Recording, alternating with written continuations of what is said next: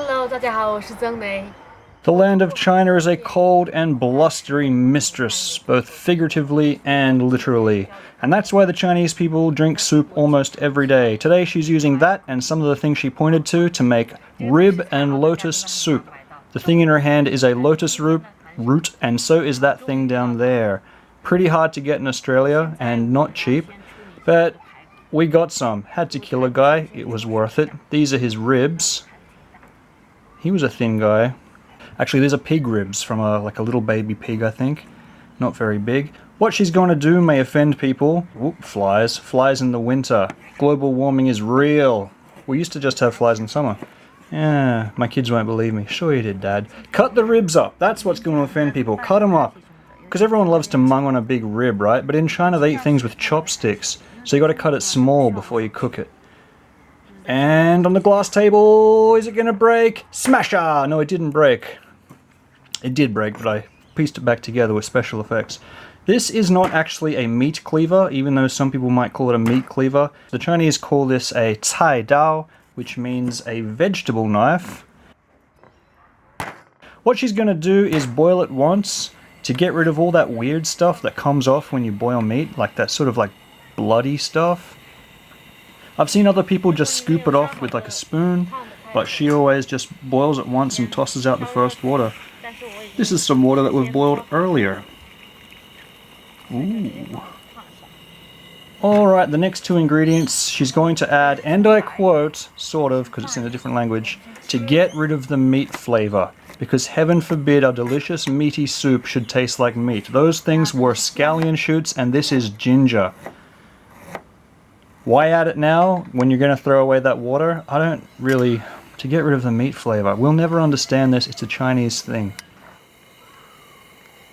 This is about a minute into the boil, and this is about 5 to 6 minutes after that again. And you see all that crud floating on top?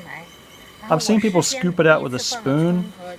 I'd just drink it down because I'm a man. But if you're serving it to people who aren't as manly as I, which is pretty manly, I must admit, then get rid of that stuff. She's going to discard all that water by taking the meat out and putting it in another vessel.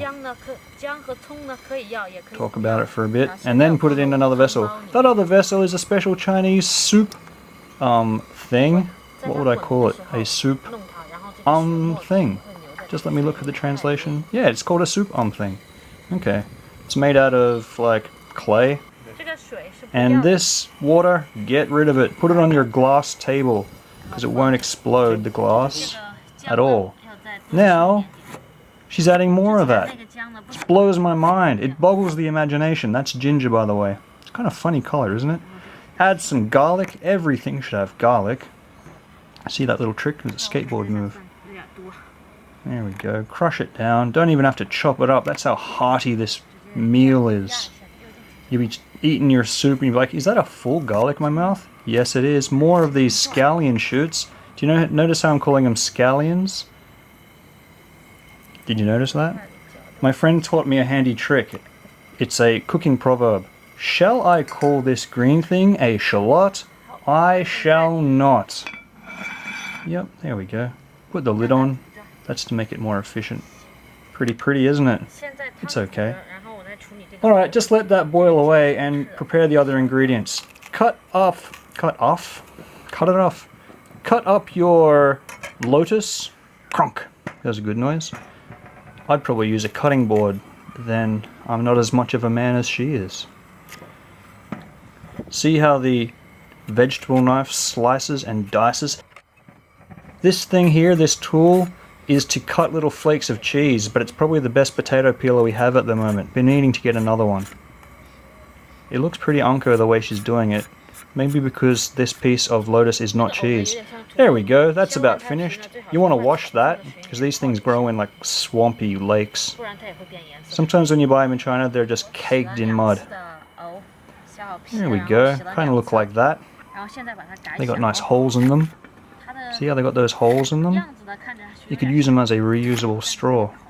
Just a really big one for big smoothies. Cut it this way and that so that there's nowhere where you can get opposing sides for your chopsticks to pick up when you're spilling it all over the place. and cut up the next one, and put these straight into some water because just like a potato or an apple, they will change color in the air and you don't really want that. So just put them in some water while you're waiting to put them in the soup. Ooh, let's have a look at this. It's been minutes and minutes later. Wow, it's boiling along. Ooh, let's put in this lotus. It's been about 20 minutes of just that stuff boiling, okay? So put in the lotus. Lotus takes quite a long time to cook. Texture is not really like a potato, and sometimes it has these like stringy bits, a little bit like cheese. Maybe it's because of the cheese thing that she used, but probably not. Put it all in. I love lotus so much. Just almost never get to eat it. There you go, flatten that down so it actually gets in the soup. Chinese soup. A lot of the times you drink Chinese soup. I say drink because that's the way Chinese say it, but it's a freaking meal, especially when this Asian woman makes it. There's often very little liquid. Uh-oh, here we go. Someone estimate how much salt that is. That's enough, surely that's enough. Alright, stop. That's enough. Stop. Alright, that's enough. Stop, stop, stop. Okay. Perfect. The perfect amount of salt. And this is some light soy sauce. Just for some color, really. And also it's salty. Put some more in. No. Okay, that's enough. Alright. Mix that. Why mix it when it's just going to get mixed anyway? This Asian woman loves to touch the food. Push it this way and that. Touch, touch, touch. Ooh, can I touch some more? Okay. It's been quite a while later. You can see the sun's going down. Put in some carrots, mostly for color, and so that we can see in the dark. Is that a myth? I think beta-carotene, which is in carrots, is actually good for your eyes, but it's probably not as effective as radar for detecting German warplanes. So put those in. Mix it around. Must touch. Must touch. That one? Didn't touch that one. Okay. Almost finished now, guys and girls. Oh my goodness. Later that night.